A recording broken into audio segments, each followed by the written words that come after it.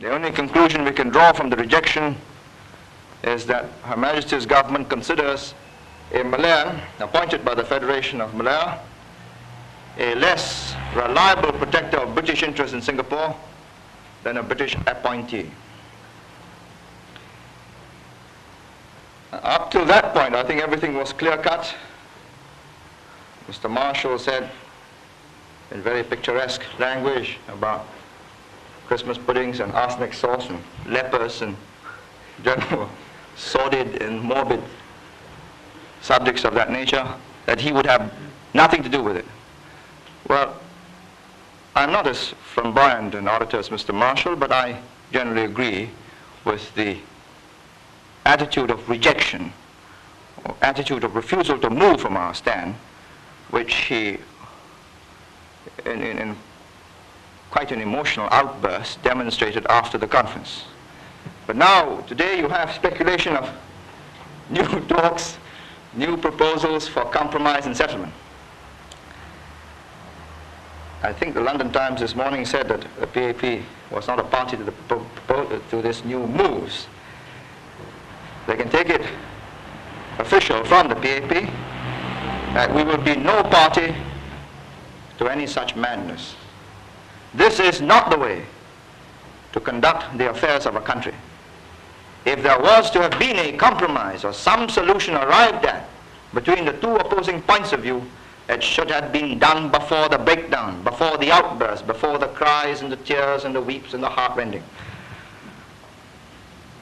The people of Singapore must think that all this is just mad. We will be no party to this madness. We took the decision to stand firm after very careful consideration. We still believe we are right. Whoever goes on with this compromise goes it alone.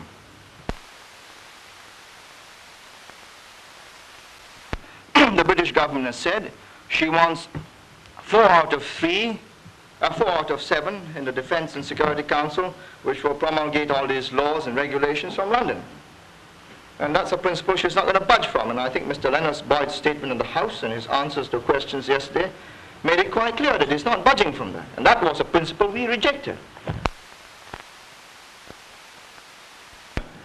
Mr. Lee, as the leader of the delegation from the People's Action Party, what's your view on the way things are turning at the moment? By the way things are turning at the moment, are you referring to this rumor or kite flying of new talks? Yes, I am. Well, I think it's mad. 48 hours ago, we, after very careful consideration, decided that we had to stand firm, and I still think we're right, and I still stand firm. And to, jump about within 48 hours or 24 hours is just the height of irresponsibility. Why do you think this possibility of new talks has arisen? Well, for that I think you need a psychoanalyst to fathom the minds of those who decided to have a new talk.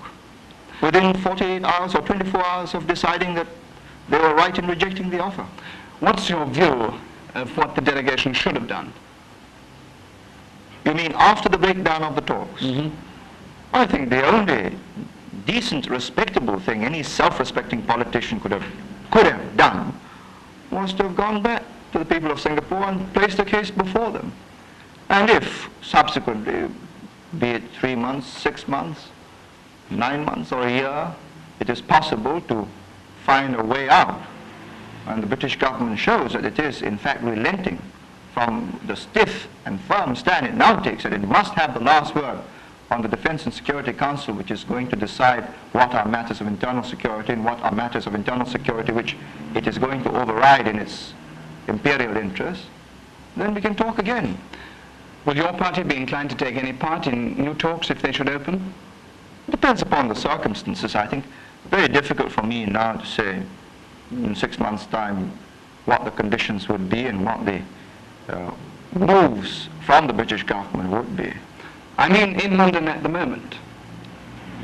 In on at the moment? Oh, absolutely impossible. And there is nothing that has happened in the last 48 hours to make what we thought 48 hours ago wrong. We still believe that what we thought was right, and if that is so, how can we start new negotiations? I understood you to say in your press conference that any party which did get involved in these new talks, should they open, would be finished. Can you explain that?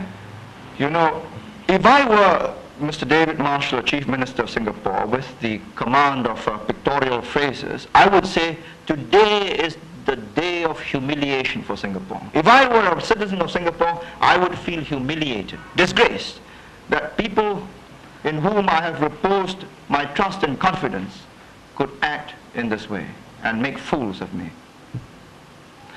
Do I understand you to say then that you think it better to go home to Singapore now and start new talks in the future and leave behind the possibility of some solution being found now? Well, how can we, as responsible adults, let alone politicians in charge of the destiny and future of an island of 1.25 million people, do a right about turn in 24 hours? We say, this is colonial fascism. This is the Christmas pudding with arsenic sauce.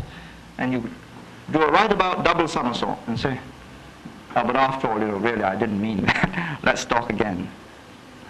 If there should be an election in Singapore, as Mr. Marshall has suggested on his resignation, what would be your party's platform? Sir, these are matters which I don't think I'm entitled to express personal views. They will have to be decided by my party executive after careful consideration of my report to them on the events of this Merdeka mission. And I'm sure the decisions arrived at would be those which my party believes to be in the interest of the country. What they would be in detail, I don't think I'm in a position to say at the moment. Thank you very much indeed, Mr. Lee.